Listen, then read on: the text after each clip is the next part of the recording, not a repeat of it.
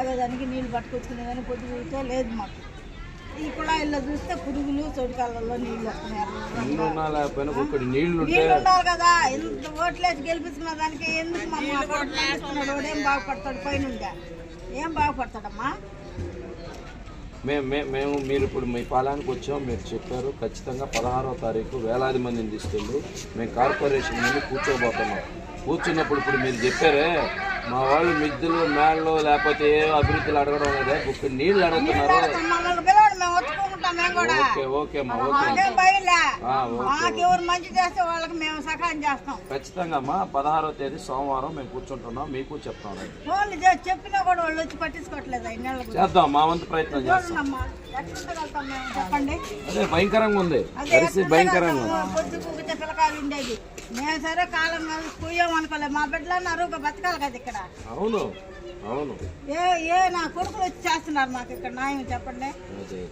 ఇల్లు లేని వాళ్ళకి ఇల్లు ఇస్తామన్నారు, నీళ్ళు లేని వాళ్ళకి నీళ్ళు ఇస్తామన్నారు, ఫ్రీ కరెంట్ అన్నారు. ఏ చేస్తున్నారు? మహిళలకు నెలకు 1500 పోయినాయిలే గాల్లో కలిసి. సరే అమ్మా, ఓకే.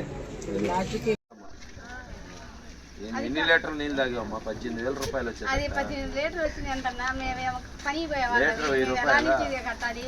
అదేందో అది అంత కట్టేవాడు నెలకి ఇంత అని కట్టించుకోవాలి. ఒకసారిగా వేస్తే మీరు మొత్తంగా కట్టమంటున్నారు. ఎలా 18,000 ఒకసారిగా వేస్తే మేము ఎలక్షన్ నుంచి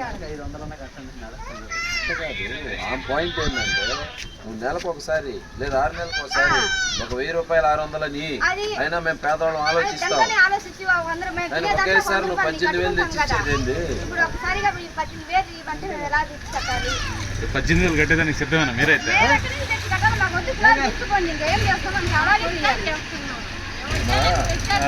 కోర్టు నోటీస్ కోర్టుకి రమ్మని ఇంచోడు మొక్కాను ఏం కాదు, ఇంచోడు మొక్కాను కొట్టు. పొలాయిల్లో తాగేదానికి రాగరా నీళ్లు? అది తాగడానికి లేదు. మళ్ళీ ఆ నీళ్ళు ఏమైనా శుభ్రంగా వస్తున్నాయా? అట్లా చేపలు జింకలు అన్ని వస్తున్నాయి, ఆ రొయ్యలు అన్ని వస్తున్నాయి.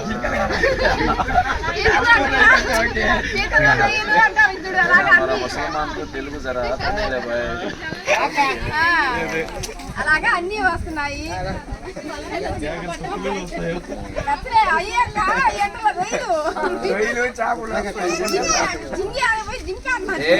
జింగే